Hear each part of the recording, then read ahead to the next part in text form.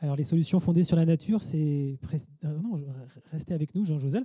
C'est précisément l'approche qu'a choisie Freddy Ray de l'INRAE, conseiller régional d'Auvergne-Rhône-Alpes, vice-président de la communauté d'agglo du Pays Voironnais, maire de Saint-Nicolas-de-Macherin, membre du comité français de l'UICN, président de la commission gestion des écosystèmes. J'espère ne rien avoir oublié et je vous invite à nous rejoindre. J'invite également à nous rejoindre Richard Chemla, troisième adjoint au maire de Nice, à la santé, à l'environnement, au bien-être, à la protection animale, vice-président à la transition écologique de la métropole de Nice. C'est à vous. Et Laure Galpin, directrice du parc naturel régional du Luberon. Bonjour à tous les trois. Et merci de nous rejoindre. Alors, je vous invite à vous partager le micro. Oui, on peut aussi passer celui-ci, Jean, à ce moment-là. Alors, je vais vous demander de l'attention, s'il vous plaît, et également peut-être une réaction déjà à tous les trois aux propos que vous avez entendus. On peut commencer par vous, Laure Galpin.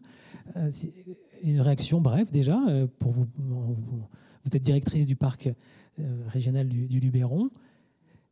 Qu'est-ce que vous avez retenu? Qu'est-ce qui vous a marqué dans ce qu'il venait de dire? Par rapport aux propos de Jean Jouzel, moi j'ai vraiment retenu effectivement cette action sur les territoires dont nous sommes porteurs en tant que parcs naturels régionaux et cette nécessité de développer des partenariats, de travailler en concertation, voilà, pour mobiliser à la fois les experts, les acteurs, les habitants, etc. Ça me semble absolument essentiel. Richard Chemla. Merci. D'abord, merci à Jean Jouzel. C'est toujours intéressant d'avoir un superbe résumé de ce changement climatique. Et merci à l'ARB d'organiser ce point fixe, en fait. Tout a été dit. Peut-être, comme quoi on voit le rôle important du local. Pas tout, mais moi, il reste un petit peu quand même. Moi, je rajouterais quand même, c'est très important parce que c'est un sujet qui me tient à cœur et combien on voit le changement climatique va l'impacter, c'est la santé. Le changement climatique, la santé, l'environnement, on le voit. Et au niveau général, alors on peut prendre au niveau animal, les moustiques, la dengue, je pense que cet exemple-là, on le vit à Nice. Bien entendu, les pics de chaleur importants pour nos grands seniors, comment faire? Voilà, vraiment, on est au niveau local, on va être des acteurs de l'adaptation. Alors bien sûr, il faut jouer le rôle de ce colibri. Mais on a, excusez-moi de le dire, si demain toute la Côte d'Azur était à 0 gaz à effet de serre, et je parle devant un grand témoin, est-ce qu'il y aura un impact sur le changement climatique, sur le gaz à effet de serre? Non. Donc on voit que notre rôle vraiment de métropole, en tout cas pour nous, moi je le vis comme ça, il est dans l'adaptation et de faire comprendre à nos populations qu'ils deviennent acteurs. J'arrête là. Et on va y venir en détail ensemble après. Freddy Ray, une réaction? Je crois que c'est bon, non? Non. Allez. Et là? Oui. Là, c'est bon. Allez-y. Merci. Bonjour à toutes, bonjour à tous. Oui, moi, il y a quelque chose qui m'a frappé.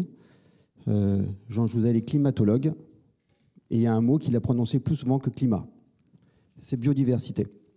Alors, je suis quand même très content, mais ça a fait son effet parce que, vous avez vu, il est 11h, donc ça fait à peu près 1 heure qu'on a commencé. Et Julia, dans sa fresque, elle a déjà mis 3 fois le mot biodiversité. Donc, je me trompe ou pas? Je spoil un petit peu, mais j'étais à côté, donc j'ai déjà regardé. Mais je pense que c'est important parce qu'on va parler des solutions fondées sur la nature après. Et ça, c'est un aspect fondamental, le fait qu'on ait un gain pour la nature et pour la biodiversité. C'est quelque chose qui est non négociable lorsqu'on va faire appel à des solutions fondées sur la nature. Alors, vous travaillez depuis de nombreuses années, Frédéric, sur ces solutions basées sur la nature. Est-ce que vous pouvez nous en dresser un panorama synthétique pour que nous prenions la mesure, quelque part, de l'éventail d'options qui s'offrent à nous sur les territoires? Alors, ce n'est pas un catalogue, mais on va donner les grands axes. Il y a 3 grands axes, et puis on va plonger dans chacun avec des illustrations. Alors, peut-être premier axe, ou peut-être d'abord vision globale. Premier point. Alors, déjà, qu'on retienne bien ce que sont des solutions fondées sur la nature. Il y a une définition de l'UICN. Oui, c'est l'UICN, donc Union internationale pour la conservation de la nature, qui porte ce concept-là. Mais ce qui est important, parce que le titre, il est pas tout à fait complet, c'est que ce sont des solutions co-bénéfices fondées sur la nature. Donc, dans ces 2 bénéfices, il faut qu'il y en ait un pour la nature, c'est ce fameux gain pour la biodiversité. Ça, vous ne pouvez pas y réchapper. Et puis, il faut qu'il y ait un deuxième bénéfice, obligatoirement. Et là, l'IUCN en cite 6. Ce sont les 6 que je vous ai indiqués ici sur la diapo derrière moi. Alors, est-ce qu'on peut justement rentrer dans les 3 du haut, peut-être déjà les 3 grands items de ces solutions fondées sur la nature? Oui, alors donc ce sont des exemples, des illustrations. On en a une liste assez impressionnante de solutions possibles. Si je prends le premier sur l'approvisionnement en eau, c'est comme ça qu'on cite le défi, c'est la sécurité de l'approvisionnement en eau.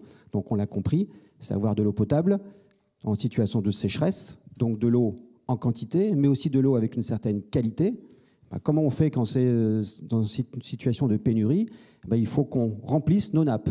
Ou bien souvent, il faut qu'on pense de les remplir avant qu'elle commence à se vider. On a quand même un paradoxe qui fait que l'eau, sur une année, soit il y en a trop, soit il n'y en a pas assez. Et gérer l'eau que nous avons en niveau de déficit, ça se fait pendant les moments où il pleut. Et donc cette eau, il faut pouvoir la récolter et la stocker dans des réservoirs naturels. C'est ce qu'on peut faire, par exemple, avec les deux illustrations que vous avez au-dessus. Celle de droite, c'est un bassin d'infiltration. Donc il collecte les eaux de pluie, il va les amener dans le sol, il est conçu pour ça, et il est végétalisé. Donc vous avez bien compris, il y a aussi ce gain pour la nature en même temps que l'eau qui s'infiltre. Et puis à côté, on en a parlé, ce sont les zones humides. Vous pouvez aussi ralentir l'eau qui ruisselle, qui est l'eau courante, l'eau des cours d'eau, pour faire en sorte qu'elle puisse également s'infiltrer. Donc voilà, ça c'est un premier axe d'illustration. Si on va du côté de la réduction des risques naturels, par exemple. Alors là, il y a tout un panel de risques auxquels on peut s'adresser. Bon, les risques liés à l'eau, la sécheresse, on l'a dit, mais les inondations également. Donc là aussi, pour les inondations, la première photo vous montre un reméandrage de cours d'eau. Le principe, c'est de redonner un fonctionnement plus naturel au cours d'eau. Vous avez votre gain pour la nature. Et en même temps, vous ralentissez l'eau. Donc vous allez contribuer à diminuer l'impact de la crue lorsqu'elle va traverser une ville avec des biens et des personnes à protéger. Vous avez également, parce que dans les risques liés à l'eau, les risques littoraux, donc l'érosion, le retrait du trait de côte, et bien là aussi, vous avez un ensemble de possibilités d'action avec la fixation dunaire, ça peut être les mangroves aussi en milieux tropicaux. Encore une fois, tout un panel qui va faire intervenir une couverture végétale pour stabiliser les milieux et les rendre sur un fonctionnement plus naturel. Alors, autre point avec le développement socio-économique. Oui, alors là aussi, c'est très très large. Et ça va intéresser beaucoup les collectivités parce que souvent, on va opposer le développement socio-économique et puis la préservation de la biodiversité. Mais vous l'avez bien compris, on peut faire d'une pierre deux coups avec tout ça. C'est pas si compliqué de faire les deux en même temps. Alors comment on fait puisque c'est pas si compliqué? Par exemple, en termes de développement, j'ai mis une illustration qui concerne de la production agricole. Voilà, je parle d'agriculture en termes de production. L'agroécologie, qu'on connaît bien depuis un certain temps, va dans le sens de développer des interventions qui prônent à la fois du rendement agricole, parce qu'il faut bien qu'on mange avec cette production-là, mais aussi un respect de la nature et de la biodiversité par des pratiques qui sont adaptées. L'agroforesterie, le fait de mettre des arbres en limite de parcelles ou bien à l'intérieur même des parcelles, fait aussi que vous jouez avec une forme de microclimat sur le milieu, en même temps que vous adaptez la production des milieux. Alors, il y a plein d'autres choses aussi. On a parlé de qualité de l'air, on a parlé de chaleur de l'air. Voilà, lorsque vous mettez en place des systèmes, encore une fois des zones humides, vous avez aussi une séquestration du carbone qui se produit. Lorsque vous végétalisez des cours d'école, même si certains disent que ça ne correspond pas exactement à des solutions fondées sur la nature, parce que souvent on met 3 arbres et une noue avec 4 végétaux, on se dit c'est bon, on a fait ça. Non, attention, il faut qu'il y ait une forte diversification quand même, mais ce sont des aménagements qui permettent de mettre en place des îlots de fraîcheur et de gérer la problématique de l'eau et en même temps également de l'infiltrer. Parfois, on peut faire d'une pierre plusieurs coups. Alors, c'est justement, on va rentrer dans une pierre plusieurs coups. Ces solutions, vous avez parlé de co-bénéfices, biodiversité, climat. L'exemple de l'agriculture a été donné. Et comment on peut l'illustrer, ces co-bénéfices? Est-ce qu'on peut repréciser encore un petit peu plus, notamment peut-être par rapport à l'eau? Alors, oui. Avec l'eau, ça c'est un domaine qui est magique, parce que l'eau, c'est ce qui relie tout sur un bassin versant, mais dans les territoires aussi. Moi, j'aime bien comparer ça avec le sang qui coule dans notre corps. Il irrigue tout. Si le sang est malade, le corps est malade. C'est un peu pareil sur un bassin versant. L'eau, elle passe un petit peu partout et on peut agir à plusieurs niveaux sur un bassin versant et avoir systématiquement cette vision co-bénéfice. Alors, je ne sais pas si c'est très lisible au niveau des petits carrés que vous voyez apparaître de loin, mais ce qui est important pour vous, c'est de voir qu'il y a un bassin versant, il y a une vision globale, et chacun des petits encadrés ici correspond à une action qui peut se prévaloir d'être une solution fondée sur la nature. Il y en a certaines qu'on a déjà vues, mais si on repart du haut du bassin versant et qu'on va jusqu'à la ville située à l'aval, mettez-vous à la place de la goutte d'eau. Eh bien, lorsque vous tombez sur des versants qui sont dégradés, il n'y a pas d'infiltration de l'eau. En tout cas, elle n'est pas favorisée. Donc, le fait de végétaliser des versants, notamment des zones qui ont été dégradées, ça va permettre de jouer un rôle de régulation hydrologique et de faire en sorte que l'eau pénètre. Donc, si l'eau pénètre, il y en a moins au niveau de la crue, à l'aval. Et en même temps, vous l'avez fait pénétrer grâce à une composante végétale. Donc, on a fait de la restauration de milieux, par exemple ici. Après, vous continuez de descendre, vous allez retrouver le reméandrage, vous allez retrouver les zones humides et vous allez rejoindre aussi toute la partie en ville. Et là aussi, c'est des mots que Jean a eu pour parler de renaturation, de nature en ville, des aménagements comme les noues, comme les jardins de pluie, végétaliser aussi autant que l'on peut en plantant. Et puis des aménagements aussi dédiés, comme ceux qu'on a vus, le bassin d'infiltration, le bassin de rétention, même les zones de rejet végétalisées. Ces fameuses, c'est juste un peu, non, ça c'est le bassin, ah oui, c'est ici. Voilà, la zone de rejet végétalisé, hop, on doit y aller là. Donc ce sont des dispositifs qui sont faits pour épurer les eaux, des fois en complément de ce qui est fait dans la station d'épuration. Mais si vous adaptez bien ce système-là, eh bien vous pouvez aussi faire en sorte que l'eau puisse s'infiltrer à ce niveau-là. En plus, elle est épurée. Donc à chaque fois, chaque petit carré correspond à une action qui va présenter un bénéfice pour la société et un bénéfice pour la biodiversité. Juste dire que quand vous avez sur une action plusieurs pictogrammes, c'est que vous ne faites pas coup double, vous faites coup triple, vous faites x4. Il est possible de répondre à plusieurs bénéfices en même temps, avec une même action. Ça, c'est plutôt une bonne nouvelle. Ça veut dire que pour les aménageurs, pour les gestionnaires, pour les élus, quelle que soit la situation du territoire, il y a une boîte à outils en fait, dans laquelle on peut puiser, s'adapter pour mettre en œuvre des solutions concrètes, notamment en matière d'aménagement. Oui, alors il y a tout un savoir-faire qui existe. Encore une fois, on n'a rien inventé. C'est des choses qui existent depuis très longtemps, de la restauration écologique, de la préservation de milieux. Là, il y a un peu un terme qui est apparu et qui est un concept chapeau. Mais pour beaucoup, vous faites des solutions fondées sur la nature sans le savoir depuis un certain temps. Et après, c'est vrai qu'il faut quand même trouver après la bonne recette pour aller vers l'application. Alors, ce n'est pas seulement le fait de répondre à un défi de société et de préserver la biodiversité et de s'appuyer sur le fonctionnement des écosystèmes. Mais après, il y a d'autres items qui sont importants à suivre pour s'assurer qu'on va aller vraiment dans le concret. C'est ceux qui sont listés ici, mais moi, le point sur lequel j'ai envie d'insister, c'est le jeu d'acteurs. C'est-à-dire que du moment où va émerger l'idée de voir ce type de solution-là et la solution concrète, eh ben, on va avoir un donneur d'ordre qui va penser la solution, qui va faire appel à un concepteur, un ingénieur conseil, qui va imaginer la chose, qui lui va faire appel après à une entreprise de travaux, qui va la mettre en place. Peut-être qu'il y a un fournisseur de matériel végétal qui va intervenir. Des fois, on appelle le chercheur aussi parce qu'il a un savoir qui peut servir, il peut faire lui-même un suivi du système. Et puis à la fin, vous arrivez et on a la réalisation concrète qui peut se faire. Mais ça, c'est une équipe. Donc c'est une chaîne. Et il y a des chaînons à l'intérieur. Ben, si vous faites sauter un des maillons de la chaîne, le projet peut capoter.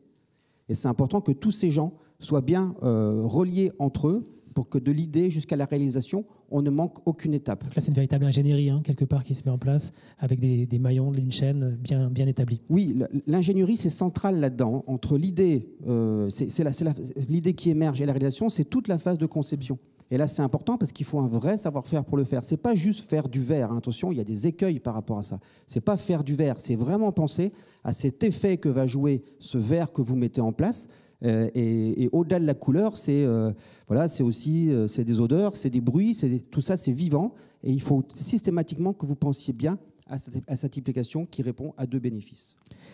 Merci pour ces explications. On a bien compris maintenant ces solutions fondées sur la nature. On est bien rentré dans le panorama, dans le détail. Et sur les territoires ici en Provence, quelles stratégies d'adaptation sont d'ores et déjà mises en œuvre? On va le voir à la fois en milieu urbain, côté Nice Métropole, et en milieu plus rural, côté Parc du Luberon.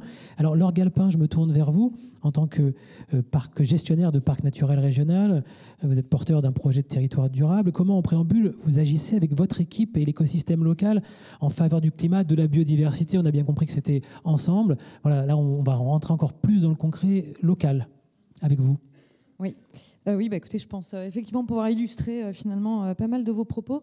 On pense dans les parcs naturels régionaux, et comme beaucoup d'entre vous, que pour pouvoir travailler sur ces sujets fondamentaux, il faut d'abord connaître, vraiment avoir une connaissance, pouvoir la communiquer, pouvoir sensibiliser, pouvoir engager et apporter justement de l'ingénierie pour mettre des solutions en œuvre.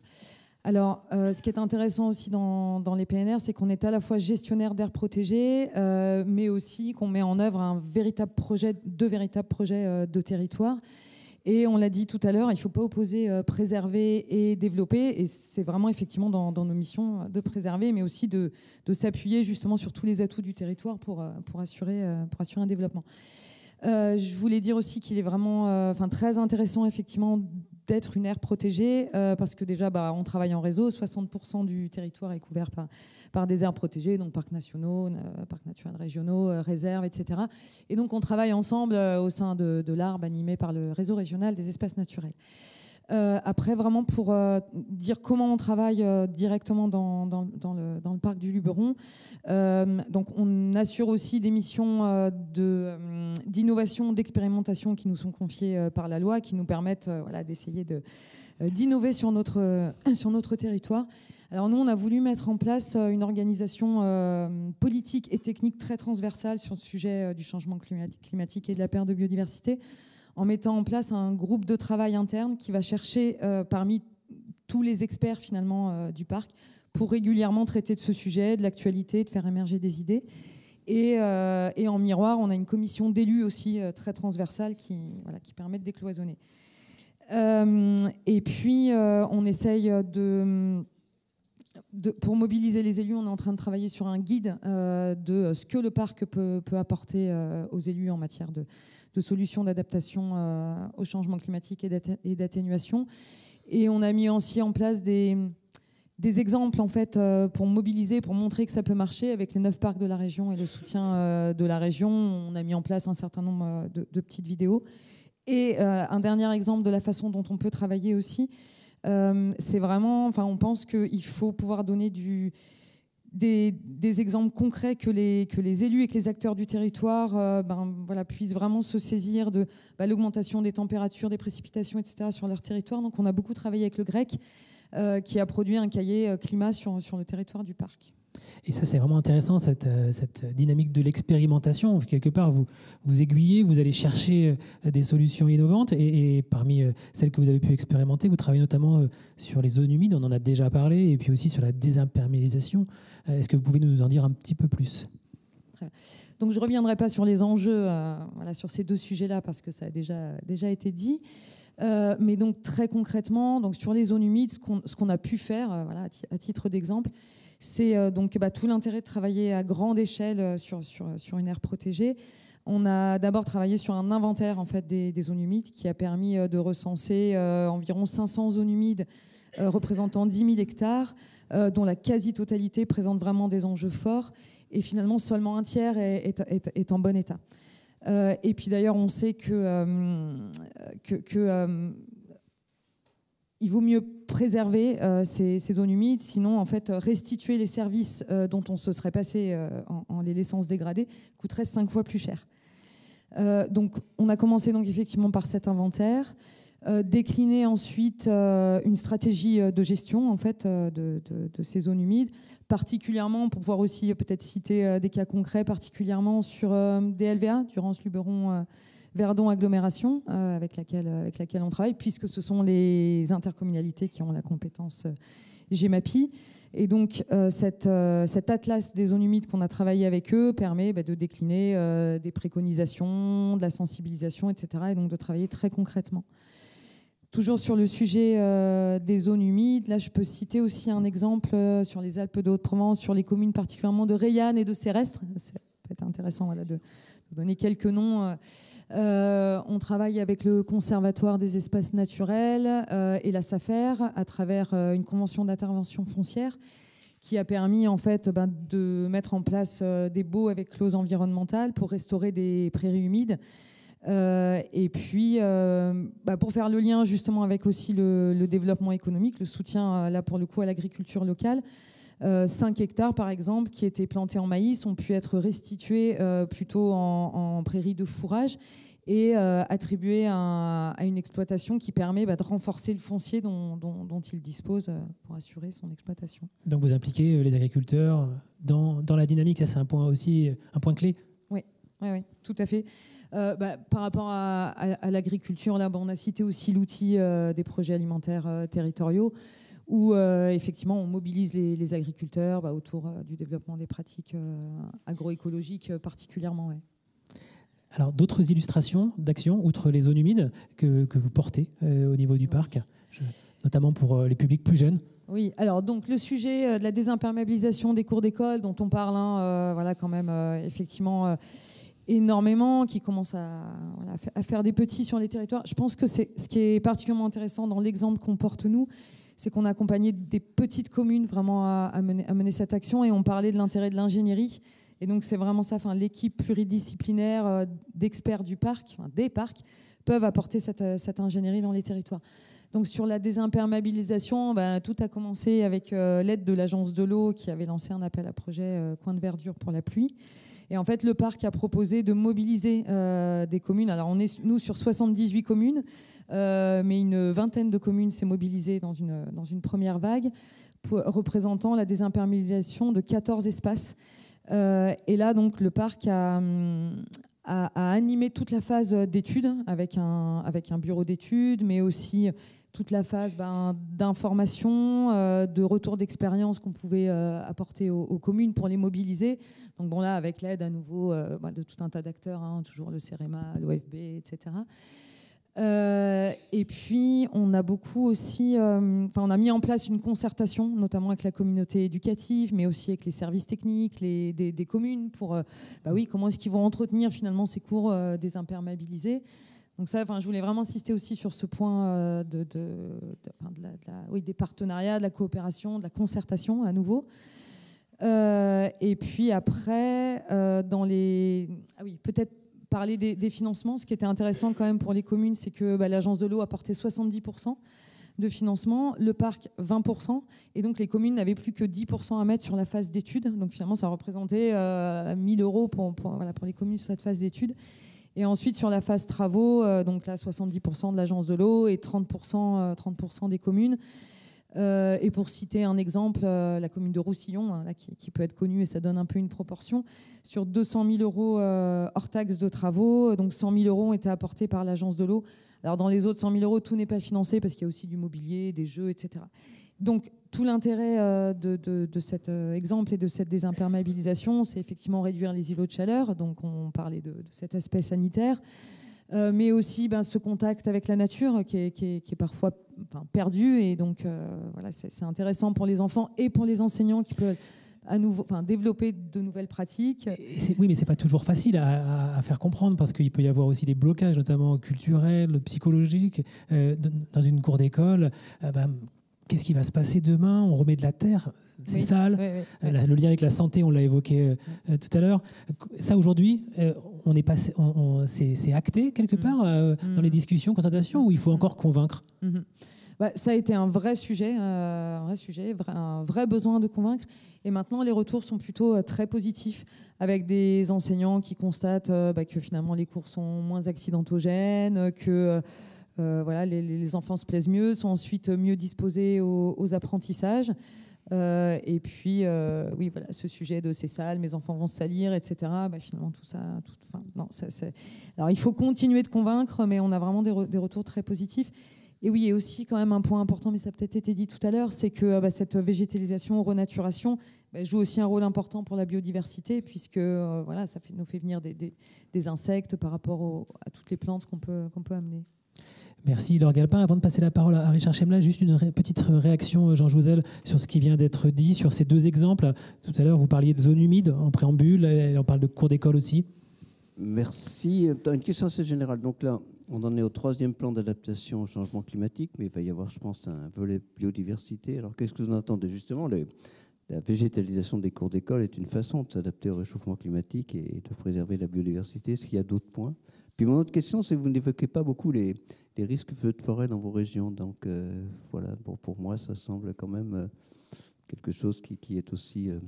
disons, voilà, c'était deux points. Donc plutôt des questions que des réactions. Allez, on va vous laisser répondre brièvement, messieurs, madame. C'est pour qui la réponse? Pour Laure Galpin.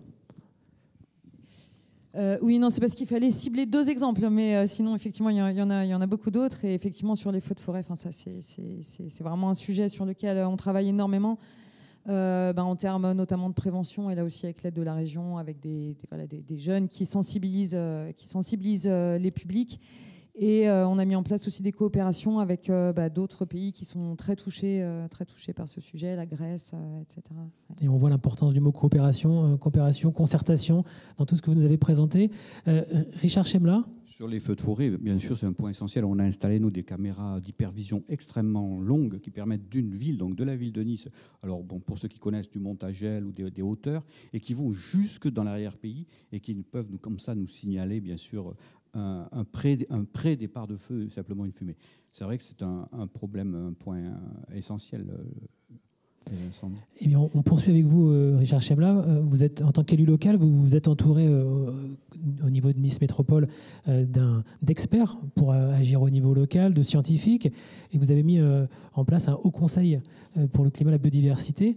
Alors comment, justement, vous travaillez avec ces experts plus locaux pour essayer de prendre des bonnes décisions localement, d'amorcer des solutions fondées sur la nature notamment? Alors, on est parti de la société. Je viens de la société civile et la première notion qu'il faut garder, c'est qu'un politique ne sait pas tout. Il a besoin d'encadrer, d'être encadré, d'avoir un apprentissage, une connaissance par des scientifiques. Et on a créé ce qu'on appelle un haut conseil pour le climat local, qui regroupe donc des spécialistes de l'ensemble des disciplines, y compris, on a un petit volet à côté qu'on appelle un conseil scientifique sanitaire, qui regroupe aussi, qui a été créé pendant bien sûr la période Covid, mais qu'on a gardé et qu'on continue à faire travailler. Moi, j'aimerais garder ce volet, santé-environnement, avec des spécialistes en infectiologie, en parasitologie, puisque c'est vraiment un point qui nous touche, en tout cas à Nice, c'est-à-dire qu'on a une montée, on parle de biodiversité, mais il y a ce que la biodiversité de qualité, mais il y a aussi, si vous voulez, une atteinte de certaines espèces qui deviennent extrêmement pathogènes pour l'homme. Donc on s'encadre. On encadre, si vous voulez, on a une formation de nos politiques avec un haut conseil pour le climat. On a ce qu'on appelle des cafés de l'écologie, parce que le plus important aussi, c'est que les citoyens deviennent acteurs, qui comprennent ce qu'on fait et pourquoi on le fait, puisque les choix vont devenir, les choix vont être des solutions d'abandon de certains domaines. Et donc, il faut qu'ils comprennent pourquoi on va devoir abandonner, modifier nos façons de faire. Je dis toujours en souriant, parce que j'habite dans une région du Sud, et il ne faut plus que certaines personnes rentrent avec le 4x4 noir dans la boulangerie pour acheter le pain. Donc, il faut leur expliquer qu'il y a d'autres façons d'exister. Donc, tout ça, il faut qu'ils comprennent. Donc, on a créé ces cafés de l'écologie, on a créé des conseils de quartier qui permettent, où on vient leur expliquer, puis on a un retour aussi d'apprentissage. Juste un point sur la végétalisation des écoles, parce qu'on n'en a pas dit un mot, j'essaie toujours de présenter ce qu'on n'a pas dit. C'est super, c'est exceptionnel. Bien sûr qu'on a eu des retours, le parent qui est venu vous dire « Ouais, mais mon fils, il ne peut plus jouer au foot. Comment ça se fait ?» Puisqu'on a créé une végétalisation, on a créé des monticules, on n'a plus de bruit. Mais l'intérêt incroyable, c'est qu'il y a une récupération de la cour d'école par les filles. Parce que si vous regardez bien, moi je suis allé dans les classes lorsque ces volées de moineaux sortent, vous avez les garçons qui se mettent au milieu, qui jouent au foot, et les filles qui vont se mettre sur le côté. Alors que là, on a au contraire des filles qui viennent expliquer aux garçons ce que c'est que le rôle des fourmis qui viennent grimper sur l'arbre, et vous avez un mixage en plus important, sans parler du côté psychologique qui est essentiel. Le vert, au niveau psychiatrique et psychologique, je vais plus loin, ça apporte un repos essentiel. Vous m'avez dit de faire court, j'arrête. Vous avez fait court et vous nous avez rappelé certes le lien avec la santé, mais aussi avec la diversité, là, puisque là on est dans les autres co-bénéfices que vous venez d'évoquer. Alors parmi les solutions concrètes que vous mettez en œuvre sur votre territoire, pour préparer cette rencontre, on a plongé dans les coulées vertes, végétalisation de la ville, îlots de chaleur, cette dynamique une seule santé, One Health, que vous essayez de transformer quelque part sur le territoire. C'est vraiment ce qu'il faut faire comprendre. Si on a une alimentation de qualité avec un projet alimentaire territorial, et on va voir que c'est pas les moindres avec le changement climatique dans le sud, si on a une ville de bien-être, une diminution de température, des animaux en bonne santé, une vie, on aura à ce moment-là une bonne santé. 70% de nos pathologies, en souriant, je dis toujours ça tombe bien puisqu'on a de moins de médecins, si on arrive à traiter l'environnement, c'est bien. 60% de nos maladies viennent de l'environnement. 40% de nos cancers de notre mode de vie. Donc on voit l'importance de l'environnement et de vivre dans un climat de bien-être, d'adaptabilité, de diminution. La première cause de prise de médicaments, c'est le bruit en France. Donc aussi de s'adapter. Alors pas n'importe quel bruit. Ramener des oiseaux, ramener une biodiversité, faire énorme. Voilà, vous avez l'image d'une énorme coulée verte qui s'installe, d'une trame verte. On a détruit, tout le monde nous a critiqué, mais on a détruit un théâtre pour en faire à la place, hein, je ne rentrerai pas sur les côtés politiques, pour continuer cette coulée verte. Parce qu'il faut comprendre, aujourd'hui d'ailleurs on ne parle plus, je pense sous couvert de Jean Jouzel, on ne parle plus de forêt urbaine, je trouve que le terme n'est pas bon. Il vaut mieux prendre de plantations urbaines. Donc ça veut dire qu'il faut rajouter des mètres carrés de verre pour pouvoir avoir une ville agréable. Et ça, il faut le faire comprendre aussi aux citadins. Alors, le faire comprendre aux citoyens, on a compris votre démarche participative avec les scientifiques, avec les citoyens. Comment, justement, vous mesurez avec des indicateurs toutes ces actions? Parce que c'est bien de porter des actions, mais à un moment, il faut pouvoir dire aux scientifiques, aux citoyens, bah, vous voyez, ça marche, ou au contraire, voilà où on en est, alors, comment on peut influer. Alors, un côté pour vous faire sourire, parce que je dis qu'il ne faut jamais se prendre au sérieux, la première mesure, on pourrait dire, c'est par l'élection. Si les gens sont contents, ben ils vont voter, ils vont garder le maire. C'est une plaisanterie. Mais sinon, c'est bien sûr par des capteurs. L'exemple, c'est de montrer que la température, et ça c'est superbe, vous avez 4-5 degrés de moins sur du béton, parce qu'on a une place encore à l'italienne, vous savez, ces places qui ne sont pas végétalisées, que sous un arbre. Et donc, mais plus que ça, c'est aussi le fait, parce que le changement climatique va provoquer quoi, que chez nous, en tout cas dans le sud, les gens le soir, et c'est là qu'on sent la variation de température, c'est quand la température ne baisse pas le soir. Et le soir, qu'est-ce qui va se passer? Les gens, dans les milieux sociaux difficiles, c'est ça qu'il faut penser, c'est ceux qui vont être impactés, vont descendre dans des jardins agréables. Et ces jardins vont leur redonner la température agréable. Et c'est ça qui est important.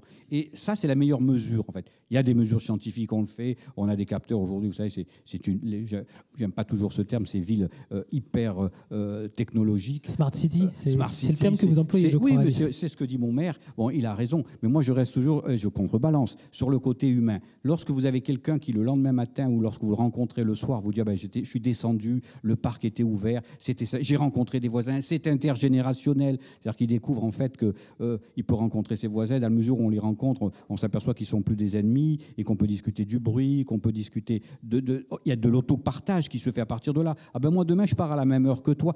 Ce qui est intéressant à noter, vous voyez où nous amène le changement climatique et la modification, c'est vers vraiment des idées et des concepts sur lesquels on ne pense pas immédiatement. Je vous dis, la cour de classe, la cour de récréation, qui est récupérée par l'ensemble des enfants, filles, garçons et timides ou un peu plus brusques, ça, moi je l'ai vécu, c'est quelque chose d'exceptionnel. Et en plus, vous jouez sur le climat. Mais souvent, c'est pareil. Ce qui est bon pour l'homme est bon pour la nature et bon pour le climat. Voilà, mais pas toujours simple à mettre en œuvre. Les aires marines protégées, par exemple, il y a des rapports récents qui montrent qu'on n'y arrive pas. Et pas toujours simple à mettre en œuvre. Pourtant, il y a du bénéfice pour tout le monde. Non, je ne suis pas d'accord, puisque moi, j'ai franchi le pas. Je vous dis, je n'étais pas politique avant 2020. C'est pas vrai. Si vous avez une volonté, une passion, une envie de bien faire, d'aimer votre prochain, vous pouvez. Après, bien sûr, je ne vais pas vous dire que tout est vert. Il faut lutter contre l'industriel qui n'est pas d'accord parce que ça va lui imposer certaines techniques. Il faut contre le commerçant qui dit que si on ferme une zone piétonne, ça va lui coûter plus cher parce qu'il va devoir prendre des mobilités douces. Mais tout ça, encore une fois, il faut l'expliquer. On n'a plus le temps. Moi, je reprends on est dans une planète titanique. Cette planète titanique, elle va toucher l'iceberg. Je suis désolé, je parle devant un sous-témoin. Elle va le toucher. Mais est-ce qu'on va avoir un impact de 28 mètres et on va couler, ou est-ce qu'on va commencer à tourner et on va avoir simplement un impact de 8 mètres? Moi, je dis qu'on peut avoir un impact de 8 mètres et on va le toucher. Certains, bien sûr, continueront à écouter l'orchestre ou boire les glaçons, prendre les glaçons dans leur cocktail. Mais il faut le comprendre. Moi, je pense que si on l'explique, je pense qu'on préfère avoir un 8 mètres d'atteinte plutôt que les 28 mètres écoulés. Parce que la planète, elle continuera. Sans nous, elle continuera. L'extinction, ça aussi, il faut l'expliquer. C'est possible, l'extinction de l'humain. Mais peut-être pas, sûrement pas de la planète. Donc, on ne sera pas la première, après les premières disparitions d'espèces.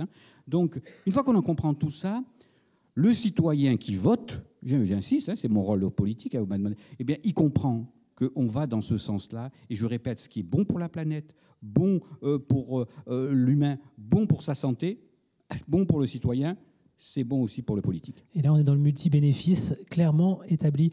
Frédéric, une réaction à ces deux actions concrètes ici en Provence avec des solutions fondées sur la nature. Ça va dans le sens de ce que vous évoquiez tout à l'heure? Oui, exactement. Et je ne sais pas si ça vous a effleuré. Tout à l'heure, il y avait une diapositive avec les 6 grands défis sociétaux qui étaient listés, et je vous en ai parlé que sur 3. Et les 3 qui étaient en bas, c'était la sécurité alimentaire, c'était la santé humaine, et c'était la lutte et l'adaptation par rapport au changement climatique. Ben, vous vous rendez compte que si on vous demande, citez-moi des solutions fondées sur la nature qui permettent de répondre directement à ces défis sociétaux-là, ben, c'est un peu compliqué. Si, pour la sécurité alimentaire, je vais vous renvoyer sur ce qu'on fait en agroécologie, par exemple. Mais quand je vous ai présenté l'agroécologie, je répondais au défi sociétal du développement socio-économique par la production agricole. Mais bien souvent, pour ces 3 défis-là, ce sont des résultantes de tout ce qu'on peut faire pour les autres défis. Et le concept de santé, une seule santé, One Health, bah, c'est très compliqué. À l'UICN, on a rédigé une brochure pour essayer de dire qu'est-ce qu'on peut faire en termes de solutions fondées sur la nature pour la santé humaine. C'est dur de cibler précisément. Si peut-être lutter contre les espèces exotiques envahissantes, allergisantes, oui, c'est quelque chose de direct sur lequel on agit sur la santé. Mais bien souvent, c'est parce que justement, vous sécurisez l'approvisionnement en eau, c'est parce que vous sécurisez les biens et les personnes par rapport aux risques que vous répondez à des enjeux, notamment de santé humaine. Donc c'est important, vous avez vu cette cascade d'effets qu'on peut avoir avec une solution, et vraiment, ça permet d'illustrer ce qu'on me disait sur le côté multi-bénéfices. Donc multi-bénéfices, et si on va encore un tout petit peu plus loin par rapport à ce que vous venez d'entendre, là c'est sur l'échelle d'une métropole, à l'échelle d'un territoire plus rural, là c'est, on va dans la dynamique qui est présentée, vous semble suffisante aussi pour répondre aux enjeux. Là, on va se mouiller un petit peu peut-être, non ? Ah oui, là je vais prendre l'autre casquette, c'est la casquette d'élu. Alors, moi je pense qu'effectivement, il y a tout un savoir-faire qui existe. Il y a de la volonté, il y a de la sensibilisation. Mais il y a des choses sur lesquelles on peut aller vraiment plus loin. Déjà, la sensibilisation. C'est important qu'on explique bien ce que sont les solutions fondées sur la nature et de voir comment, justement, elles peuvent être utilisées à bon escient, avec une certaine efficience. Il faut aussi qu'on puisse anticiper. C'est important de ne pas attendre d'être en face du problème pour se demander comment agir. Je reprends ce qui se passe avec l'eau. Pour beaucoup de gens, tant que vous voyez l'eau qui coule du robinet, il n'y a pas de problème. Et on a commencé à voir des robinets, quand on les ouvrait, l'eau ne sortait plus. Mais ce n'est pas au moment où l'eau ne sort plus qu'il faut agir. Encore une fois, il faut remplir les réservoirs naturels bien avant, toute l'année, pour pouvoir anticiper ces éléments-là. Ça veut dire qu'il faut vraiment prendre de la hauteur. Il faut regarder de quelle manière tous ces domaines sont liés. C'est ça qui est important. Et pour un politique, moi aussi, je viens de la société civile et je me suis dit, tiens, je vais aller voir comment ça se passe au niveau des politiques. Bah, quand on me demande c'est quoi être élu, moi je réponds, c'est gérer la complexité. C'est ça le vrai enjeu d'un politique. C'est pas de se dire, moi je vais faire quelque chose pour la santé humaine, moi je pense que je sais que je suis capable de vous prévenir des risques. C'est de faire tout ça en même temps. Ne serait-ce que vous mettez l'argent d'un côté, vous ne le mettez pas sur un autre. Vous gérez une problématique de l'eau, je suis en train de vous dire qu'il faut infiltrer l'eau pour remplir les nappes, mais peut-être qu'en faisant ça, je vais assécher les cours d'eau qui connaissent des périodes d'étiage. Vous voyez, c'est cette complexité-là qui est importante. C'est là que je pense que justement, parce qu'on sera tous ensemble pour y penser, chacun aura ses idées, chacun aura son savoir-faire, son savoir, son propre métier, pour qu'on arrive vraiment à faire en sorte qu'on puisse gérer ensemble ces questions de complexité. Jean Jouzel, une réaction sur ce qui vient d'être dit ? Cette complexité, notamment ? Oui, complexité. Bon. J'ai le droit d'être un peu anecdotique. C'est sûr, mais pas trop.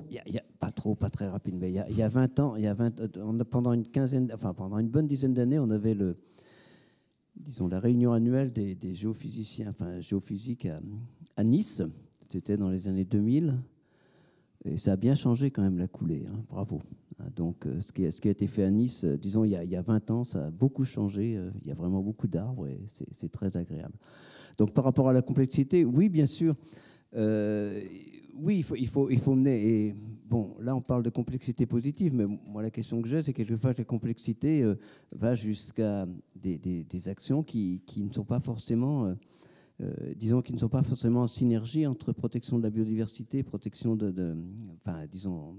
adaptation au réchauffement climatique et tout. Il faut faire.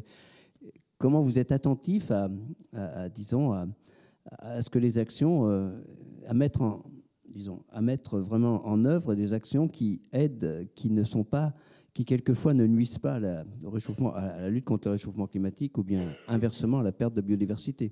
On peut parler bien sûr du renouvelable, du développement du renouvelable et tout ça. Comment vous agissez? Parce que c'est quand même une question qui, je pense, vous est adressée aux décideurs politiques et comment on fait. Voilà. Richard Chemla, je crois que vous allez prendre la question. C'est pas évident. Il faut être honnête, c'est pas évident. Ça s'appelle la transversalité. Vous savez, moi, je m'appelle toujours, je dis, je suis un serrurier. J'ouvre des portes et je fais communiquer des personnes entre elles qui n'avaient pas l'habitude de communiquer. Je vous donne un dernier exemple où j'étais affolé. Je suis allé, parce que justement, le changement climatique, ça n'a pas pour l'instant que du néfaste. Je me suis baigné hier dans une petite commune, je ne dirai pas le nom, de bord de mer, où le maire a fait un parking en bitume noir qui arrive jusqu'au rocher.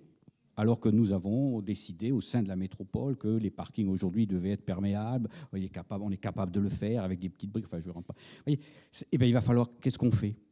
Vous l'avez, c'est trop tard pour baisser les bras, il faut reprendre la discussion avec cette commune, refaire le point, voir comment on peut faire.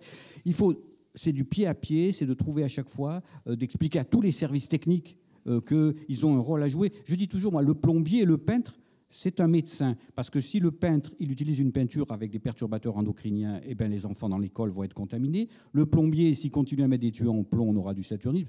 Tout le monde a un impact sur la santé. Et là, ce maire-là, ben, si vous voulez, les parties du bitume vont partir dans l'eau, ils vont tuer des poissons qu'on va manger. Enfin bref. Voilà. Et je pense c'est de jamais, ça m'arrive, mais voilà, des journées comme ici, merci encore une fois, là, nous recharge les batteries, nous redonne envie de continuer. Bien entendu, je dis, la nature, c'est un livre de grammaire. On est tous capables ici de parler français, mais on connaît plus ou moins le livre de grammaire et on va faire des fautes. Notre rôle, nous, c'est de l'apprendre en sensibilisation, en éducation, apprendre le livre de grammaire pour qu'on le conjugue bien et qu'on fasse le moins de fautes possible.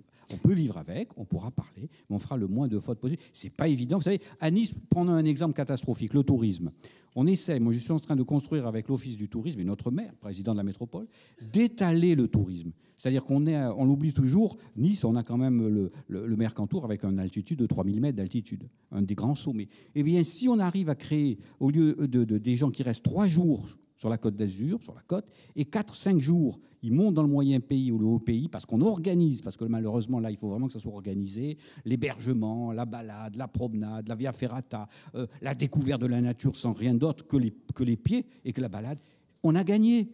On a les mêmes nombres de touristes, mais on a moins de pression sur la Côte d'Azur. Donc cet exemple, je le donne souvent parce que avec l'intelligence, c'est possible. Avec le respect aussi de la nature, c'est possible. Et quel territoire à découvrir merveilleux aussi. Et je répète, même nombre de touristes, moins de pression, moins de consommation d'eau, etc.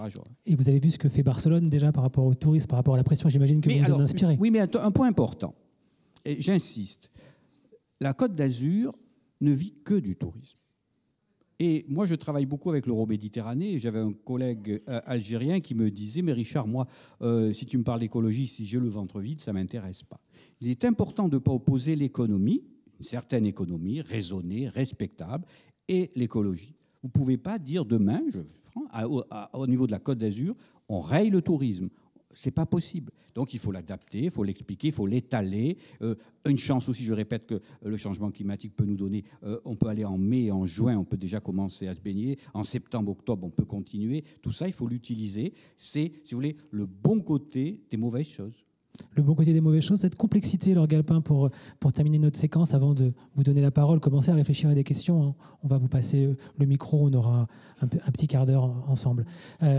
Cette complexité, et ces touristes, cette intensité du tourisme, comment vous, en Luberon aussi, vous devez y faire face? Comment vous la gérez? Comment vous essayez de la gérer? Effectivement, la complexité, la conciliation des différents enjeux, ça c'est vraiment quelque chose, une chose à laquelle on est tous confrontés quand on agit sur ces sujets. Et donc par rapport au tourisme, justement, je pense que le changement climatique est plutôt, en tout cas sur notre territoire, très problématique par rapport aux fortes vagues de chaleur, où en fait, les gens qui veulent venir en plein été ne peuvent pas vraiment profiter du territoire. Donc on travaille justement avec les acteurs du tourisme sur ce sujet-là, on travaille avec eux sur différentes éco-solutions pour eux-mêmes gérer leurs établissements, etc. On travaille aussi sur la fréquentation, la surfréquentation de certains espaces naturels où il y a une Ça, c'est un vrai risque. Et oui, complètement. Donc il y a ce besoin effectivement de reconnexion à la nature, mais il y a aussi ce besoin d'équilibre, pour gérer la pression en fait sur les habitats naturels, les sites naturels. Donc ça, on y travaille beaucoup d'ailleurs avec l'Arbre. Il y a un gros sujet, un gros projet sur ce sujet-là. C'est tout le temps de la concertation, de la réflexion, comment est-ce qu'on aménage, comment est-ce qu'on répartit les flux, donc sujet complexe et autre sujet complexe là qu'on a un petit peu cité rapidement mais qui est vraiment d'actualité, c'est sur le développement des énergies renouvelables. Donc sur notre territoire, tous les territoires, mais on a des objectifs assez importants qui sont fixés au niveau national et aussi par le SRADET de développement des énergies renouvelables. Et en même temps, du coup, alors où est-ce qu'on les met? Donc une fois si on arrive à en mettre sur toutes les toitures, les parkings, etc., il reste quand même d'autres installations à mettre. Donc il faut quand même aller en espace naturel. Mais alors, c'est ce qu'on disait. On concilier agit, les usages. Exactement. Voilà, d'un côté, on agit positivement et en même temps, est-ce que l'impact n'est pas négatif par ailleurs? Donc ça demande tout le temps cette discussion. Et dans les parcs naturels régionaux, on pense qu'il faut aller se confronter justement, il faut aller discuter, il faut aller poser ces sujets-là, quitte à se fâcher un petit peu, à échanger entre les habitants qui craignent des installations près de chez eux, des associations naturalistes, des développeurs, etc. et mettre tout le monde autour de la table et peut-être se disputer un peu, essayer de trouver des solutions. Essayer de trouver des solutions. Oui, Richard Chamelin, brièvement.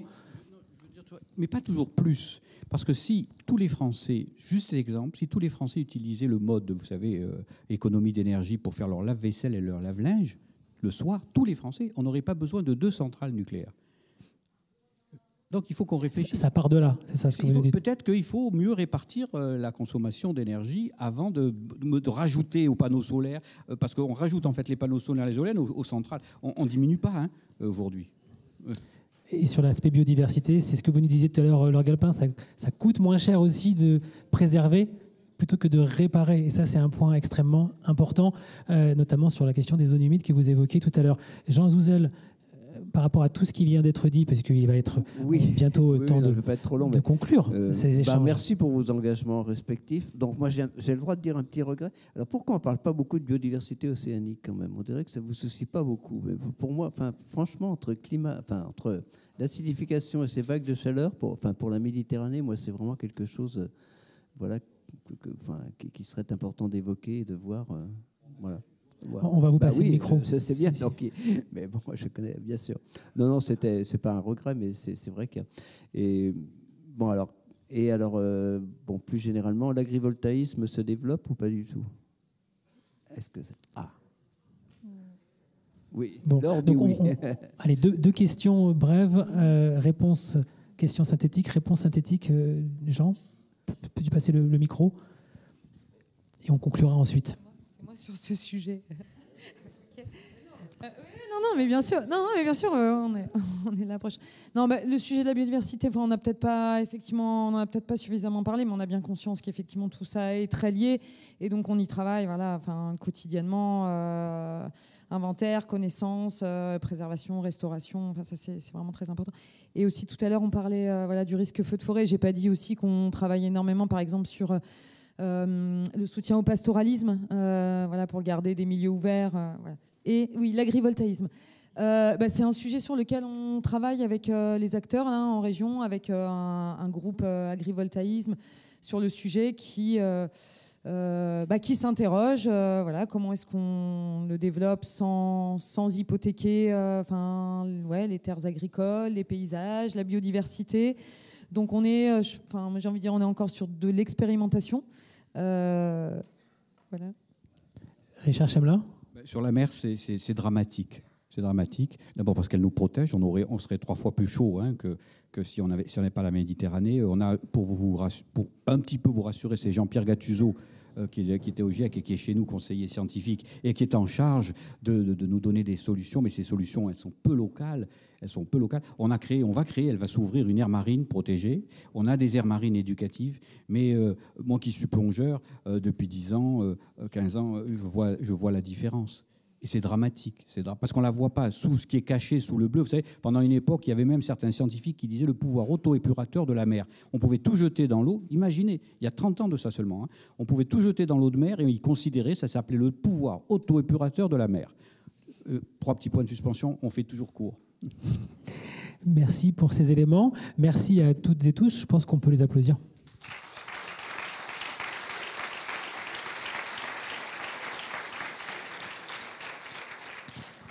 Alors, avant de conclure cette matinée, on va vous passer la parole. J'imagine que vous avez des questions. On a un petit quart d'heure ensemble. A-t-on des micros pour la salle ? S'il vous plaît. Je crois que celui-ci remarche. On va pouvoir le tester. Oui, c'est bon. Oui. Oui. Je crois que ça marche. Madame, ici. On va vous passer le micro, un petit instant.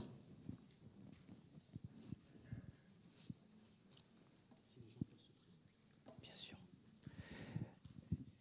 Si vous pouvez vous présenter, s'il vous plaît, brièvement. Oui, bonjour, je m'appelle Élodie René, moi je suis chercheur en sciences politiques. Enchanté. On vous écoute. En ce moment, il y a le projet de loi de finances 2025 qui va être discuté par l'Assemblée. Et ce budget est pour le moins mérite d'être questionné, on va dire, au regard et du changement climatique, de la lutte contre le changement climatique et de la biodiversité.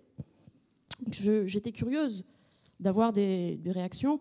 Donc on a 1,9 milliard en moins pour tous les efforts de la transition écologique, 60% en moins sur le fonds vert, 5 milliards en moins pour les collectivités territoriales. Donc votre question, c'est comment on fait dans ce contexte ? Vous parliez de la ZAN, nous avons aussi un Premier ministre qui remet en cause la ZAN avec Laurent Wauquiez qui fait d'ici... On va essayer de faire qu'une question par contre. Une question, sinon... alors comment vous vous positionnez ? Comment on articule les enjeux au niveau des collectivités territoriales et les enjeux politiques au niveau national dans une situation qui est pour le moins curieuse ? Je sais que le rapport du GIEC préconisait, mettait en avant l'importance de la démocratie pour faire face aux enjeux du changement climatique. Quel est votre positionnement par rapport à la situation politique en France ? Et au regard notamment des implications très concrètes du budget, de la proposition de budget 2025 pour les collectivités territoriales. Merci. Merci pour votre question. Richard Chemla. La réponse, elle est simple. En local, on va faire avec. On ne va pas baisser les bras. Alors, je crois qu'il y a Valérie par là, répondit-nous, elle sait que je ne vais pas mentir, du service maire. Moi, je suis issu du milieu associatif. Ça faisait toujours sourire au milieu associatif quand on nous demandait un budget prévisionnel. On ne savait pas les subventions qui allaient nous être versées. Donc, on faisait un budget prévisionnel, puis après, on l'adaptait. Là, je crois qu'il faut qu'on fasse sans preuve d'ingéniosité. Et que surtout, je parle pour le local, et on va le faire, et on a commencé à le faire, et qu'on réduise tout ce qu'on peut réduire et qui n'a pas de conséquences. Je ne veux pas vous donner d'exemple parce que je ne veux pas critiquer ma propre métropole. Si, allons-y, les buffets, les petits fours, on va te réduire sur ces volets-là, et on va être ingénieux. Il faut qu'on réfléchisse aussi. Comment déjà le transport, moi ce que j'appelle, par exemple, on l'a supprimé, le bal des voitures noires, ça n'existe plus. Il faut que quand on a 3 élus qui vont en inauguration, ils prennent le tram ensemble. Voilà. Et tout ça, ça va s'adapter et on va récupérer, ça va nous donner de l'ingéniosité. Je pense que la situation, elle est dramatique financièrement en France. Donc c'est vrai qu'il ne faudrait pas que ce soit l'écologie qui soit pénalisée. Et pour pas qu'elle soit pénalisée, la seule réponse que je peux vous dire, au niveau local, il faut faire preuve d'intelligence. Nous, l'ensemble de nos projets est maintenu. L'ensemble de nos projets environnementaux est maintenu. On est en pleine réunion budgétaire 2025. Je peux vous garantir qu'on se bat, que tous les matins, je prends de la vitamine C et que je vais défendre pied à pied nos budgets pour qu'on supprime... Mais le problème, au moment où je vous dis ça, le social... C'est essentiel, le social, même dans le changement climatique. C'est les premiers qui vont payer. La culture, c'est essentiel. La culture, ça apporte des bons moments de détente. Et les transports et la mobilité, ça joue sur le changement climatique. La santé, j'en parle même pas, heureusement. Et On est dans une période où l'intelligence et aussi le fait qu'on doit se maintenir et se tenir ensemble la main, parce que ça ne sert à rien, on est sur le même bateau, si le bateau coule, on coulera tous ensemble. L'intelligence, la façon de être et la transversalité doivent nous permettre de sortir un petit peu de cette passe difficile. Laure Galpin, vous vouliez réagir parce qu'on a compris sobriété, intelligence collective, en résumé, Oui, voilà. face à un choc budgétaire. Bon, nous, on a arrêté les petits fours depuis très très longtemps déjà, donc on essaye de se tourner vers d'autres solutions. Non, je pense qu'il faut qu'on développe aussi les partenariats avec le secteur privé, avec les entreprises, donc à travers du mécénat, mais pas simplement du mécénat où voilà, on reçoit des fonds, mais du mécénat où les entreprises prennent des engagements aussi pour agir. Et à titre personnel, voilà, je travaille dans la territoriale depuis toujours. Je pensais que voilà, c'était difficile pour moi de parler aux entreprises privées. Et en fait, en prenant des contacts, il y a des entreprises, et il y en a certainement plein ici, qui sont hyper motivées et donc avec lesquelles on peut vraiment travailler sur la question. Après, ça ne viendra jamais en remplacement des fonds publics. Ouais, c'était ma question, est-ce que ça va suffire ? Non. Donc ça permet de limiter quelque part le choc. Frédéric ? Faut que je rajoute quelque chose? Non, mais vous preniez les micros. Donc je vois que madame qui a posé la question, elle sourit, elle rit même. Je pense que vous vouliez taper un grand coup, c'est réussi.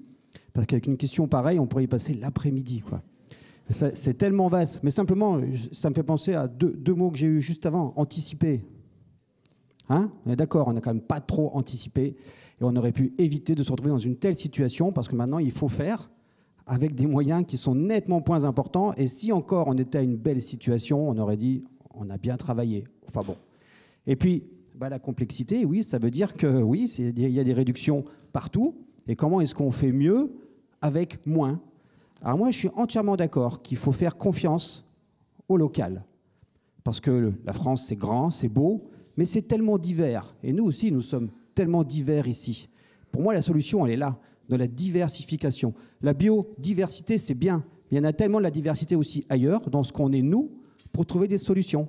Et avec les milieux naturels, il n'y a que des cas particuliers. Alors, c'est bien de vouloir donner des lois ou des budgets qui vont s'appliquer à tous. C'est le principe même d'avoir une société avec des règles qui régissent tout.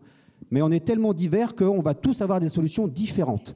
Et ça, il faut nous faire confiance, parce qu'on saura bien maîtriser ce qui se passe, on saura bien utiliser les forces vives en interne pour trouver des solutions, et on va trouver des solutions. Si en plus elles sont fondées sur la nature, c'est encore mieux. Donc pas de panique, on va gérer. C'est ça ce que vous nous dites. Ok. Oui. Eh ben, monsieur, devant. Oui, Claude Fussler, je suis forestier maintenant, donc gestionnaire de biodiversité. Je voudrais commencer par une note optimiste, effectivement, d'abord parce qu'il y a tellement de monde dans la salle, je ne m'y attendais pas. Deuxièmement, comme Jean Jouzel l'a dit, il y a énormément de solutions et vous l'avez montré. Mais je voudrais quand même terminer par une impatience, parce qu'au niveau local, ce que vous dites, il ne se passe pas grand-chose à part du bénévolat. Il n'y a pas un système d'obligation de résultats au niveau des gens qui ont fait et approuvé des plans climat locaux. Ils l'ont fait et depuis, il n'y a plus eu de réunion. Il ne se passe rien. Donc les initiatives qui pourraient éclore, elles sont très peu encouragées. Donc il faudrait vraiment, je ne sais pas ce que vous en pensez, mais vous, au niveau de Nice, ça se passe peut-être très bien. Mais je peux vous dire, au niveau de la plupart des agglos et des collectivités ici, il ne se passe pas grand-chose. Allez, mesdames, messieurs. Nice, je vais me mettre en porte-à-faux, là, pas du tout, parce qu'à Nice, si vous voulez, et je peux dire même dans la région, je peux même parler avec, je ne représente pas le conseil régional, mais quand même, je veux dire que la région a un budget relativement important, des actions relativement importantes. Nous, on a un plan climat, ce plan climat. L'intérêt du plan climat, c'est de voir, il y a des actions qui sont faites, d'autres qui ne sont pas respectées. C'est de savoir où on en est. On a à peu près il y a 250 actions qui sont prévues. On en a fait 60% à peu près. C'est vrai qu'on va buter, moi je suis honnête, on va buter sur certaines qui sont compliquées. La plus belle des actions et la plus difficile, c'est la réhabilitation des bâtiments. Mais dans le moment où on le sait, Donc on met toutes nos forces, nous, je parle pour la métropole Nice-Côte d'Azur, sur justement jouer ce jeu d'arriver en 2050 en étant neutre en carbone. Plus l'adaptation, hein, moi c'est les deux volets. Et je peux vous garantir, et je vous invite à venir à Nice et je vous ferai visiter, ne serait-ce qu'avoir la volonté, je prends cet exemple, je pourrais les multiplier, de construire une coulée verte et sur le long du trajet de la coulée verte, détruire tous les bâtiments qui existent pour apporter justement une diminution de température. Si vous dites qu'il ne se passe rien, alors là, je veux dire, bon, moi je vous invite à venir, c'est parce que vous connaissez moins peut-être le territoire métropolitain Côte d'Azur. Laure Galpin. Non, moi je pense aussi effectivement qu'il se passe beaucoup de choses sur les territoires, mais peut-être encore pas assez. Voilà, mais quand même énormément de choses, énormément d'acteurs. On le disait, 60% d'aires protégées. Les aires protégées, elles font plein de choses. Voilà. Ah oui. Ce que je voulais dire aussi, c'est que c'est vrai que vous avez dit, il n'y a pas nécessairement d'obligation. Et alors c'est vrai que pour le coup dans les parcs naturels régionaux il y a on dit bien nous on n'a pas de compétences au sens juridique, on a des missions et donc on ne peut pas nous obliger et donc notre travail on dit régulièrement que c'est plutôt convaincre plutôt que contraindre et je pense que c'est hyper efficace quand même de convaincre. Après, peut-être qu'à un moment, il faut aussi contraindre. Juste, Richard Chemla, sur la partie contrainte par rapport à l'exemple que vous donniez de la petite commune sur le parking. Là, à un moment, on est dans cette situation. Vous mettez en place quelque chose, c'est pas respecté, vous discutez, vous... Oui, ça illustre. C'est la compréhension. Vous savez, quand je fais, pour vous faire sourire, quand nous faisons une piste vélo dans Nice, pour vous dire, je prends ça, si vous saviez le nombre de mails que je reçois à l'homme, vous dire, attendez, vous vous rendez compte, vous me bougez. Qu'est-ce qu'on fait? On arrête? Pas du tout. Je pense qu'au contraire, faire, c'est compliqué. Faire, c'est compliqué, mais il faut continuer à le faire. Après, avoir des zones de contrainte, moi, je suis vraiment pour l'explication, la sensibilisation, l'éducation. Il y a un volet essentiel qui est l'éducation des jeunes. Lorsque vous expliquez aux jeunes, et je les vois aujourd'hui, ils font beaucoup plus, par exemple, de vélo que moi. Quand vous expliquez parce que c'est eux aussi sur le changement climatique qui vont prendre de plein fouet. Nous, dès qu'on a les cheveux blancs, on peut être égoïste et se dire qu'on ne le verra pas, ce changement climatique. Donc, je pense que l'éducation et la sensibilisation, c'est un point essentiel. C'est-à-dire ce que je disais au début, il faut qu'on comprenne pourquoi on fait ces actions. Et à ce moment-là, ils deviennent acteurs et ils le font mieux. Et même, ils démultiplient l'action. Nous, on est là, vous savez, je dis toujours, la métropole, c'est une enzyme qui accélère la réaction, mais qu'on va retrouver à la fin, j'espère. Donc normalement, l'enzyme n'est pas touchée. On est des enzymes qui accélérons les réactions. Mais je peux vous garantir que, c'est bien d'ailleurs que vous... Je prends toujours le bon côté. Hein, c'est bien que vous sentiez que... Je dis, on ne fait rien. Ça veut dire qu'on ne communique pas bien, peut-être. Merci donc à l'Arbre aujourd'hui de là pour pouvoir communiquer. Et deux, il faut qu'on fasse savoir ce qu'on fait peut-être mieux. Voilà. Mais au moment où je dis ça... ça fait consommer, c'est-à-dire que ce n'est pas la sobriété aussi. La communication pour la communication, moi je me bats pour ça, ce n'est pas si bon que ça, l'informatique, le numérique, vous savez que ça consomme. Vous voyez, quand on regarde, c'est ce que disait tout à l'heure mon voisin de droite, la complexité des choses. Mais la meilleure chose, c'est la confiance. Il faut qu'on ait ensemble confiance, au cours d'un café de l'écologie, qu'on explique où on va, comment on va, et qu'on donne une date de réalisation ou pas. L'intérêt de la date, c'est ça, pour moi, dans un plan climat. C'est on voit si on l'a passé ou pas. On n'est pas des surhommes. Il y a des endroits, je vous dis, la réhabilitation des bâtiments à Nice, on n'est pas au top du tout parce que ça coûte cher, c'est compliqué. Qu'est-ce qu'on fait des gens pendant qu'on réhabilite les bâtiments? Quelquefois même, il y a certains ingénieurs qui disent qu'il vaut mieux détruire le bâtiment plutôt que le réhabiliter. C'est pas si évident. Et je répète, par contre, c'est une entreprise qu'il faut qu'on fasse tous ensemble. Alors, par contre, c'est important. Sur ce point-là, je vous invite à inviter Thierry Salomon du réseau Négawatt. Chez vous, il a des idées brillantes sur qu'est-ce qu'on fait des gens et comment on rénove avec le réseau Négawatt. Voilà un point d'illustration. Une autre question. Oui, madame la présidente. Allez, il nous reste quelques minutes. Je voulais juste répondre parce que je trouve ça un peu difficile à entendre comme conseillère régionale qu'il ne se passe rien. Notamment parce que la région, elle n'agit pas toujours directement pour les citoyens. Par contre, c'est un partenaire très important pour les établissements publics de coopération intercommunale, donc les métropoles, les communautés d'agglomération, les communautés de communes.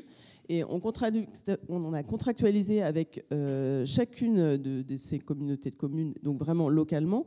C'est sur 3 ans, on fournit de l'argent, mais on ne fournit pas de l'argent en disant vous nous faites la liste au Père Noël et on vous finance ce que vous voulez. Non, on le fait en cohérence avec nos politiques régionales, avec l'ambition qui est celle du plan climat qu'on a voté en 2021, avec l'ambition aussi en 2023, je le répète, on a voté le premier budget 100% climat et vert, biodiversité, etc. Et en cohérence, on propose. Donc on propose. Ça veut dire qu'après, si vos élus n'ont pas envie ni de pistes cyclables, ni de végétation en ville, ni de réduire les déchets, ni de... voilà. Mais normalement, quand on finance des actions dans vos établissements publics de coopération intercommunale, ça va dans ce sens-là. Mais au plus près localement. Donc effectivement, peut-être ça prend du temps aussi à diffuser parce que nous, on en est convaincus, nos services aussi, ils sont présents, ils sont très actifs pour accompagner. L'Agence régionale de la biodiversité, elle le fait aussi, elle accompagne. Mais après, il faut aussi que les élus locaux au plus près, vos maires, etc., soient convaincus et dans cette dynamique-là. Vous parliez des bénévoles, et je voulais répondre aussi à M. Jouzel sur sa préoccupation des feux de forêt. Cette année, on n'a pas eu beaucoup de feux de forêt en région Provence-Alpes-Côte d'Azur, l'année dernière non plus, mais ça ne veut pas dire qu'il n'y en a pas eu. Moi, chaque année, je vais à l'Assemblée générale de l'Association départementale des Bouches-du-Rhône, des comités communaux feux de forêt et des réserves de sécurité civile. Il y a, je ne sais plus combien de bénévoles, je ne sais pas, c'est pas 9000 bénévoles dans toute la région. Ça repose sur des bénévoles, ces comités communaux feux de forêt. Ils veillent toute l'année, ils forment, ils veillent au respect des obligations légales de débroussaillement. Ils veillent pendant la saison. Mais on soutient aussi parce que quand ils ont besoin de s'équiper d'un camion, les camions citernes qui vont tout le système radio, enfin voilà, on est vraiment en soutien de ces bénévoles-là. On leur a parlé aussi de la garde régionale forestière.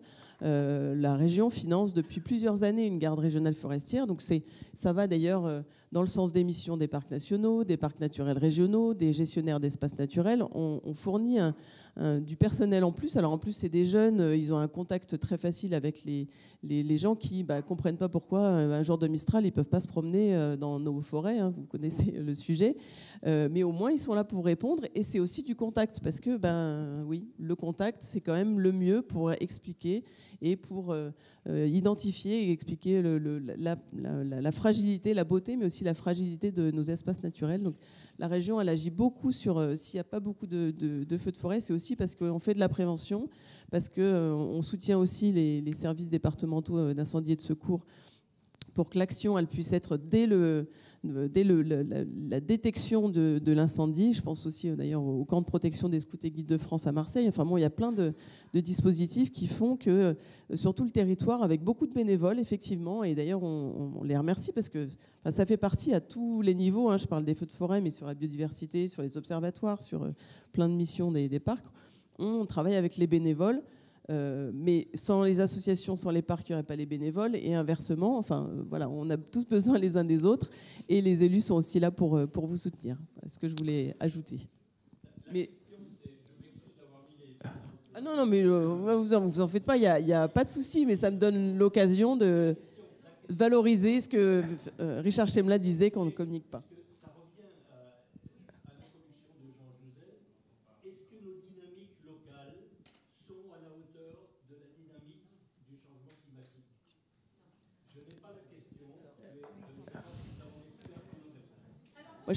Attendez, excusez-moi, parce que moi aussi je vais vous répondre.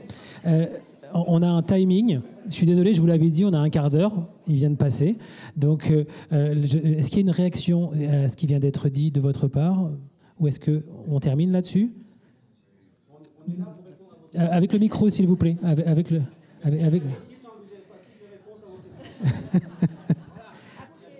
Voilà, vous pourrez poursuivre la discussion autour d'un déjeuner, autour des échanges. Merci à toutes et à tous. On peut les applaudir quand même pour tous ces débats.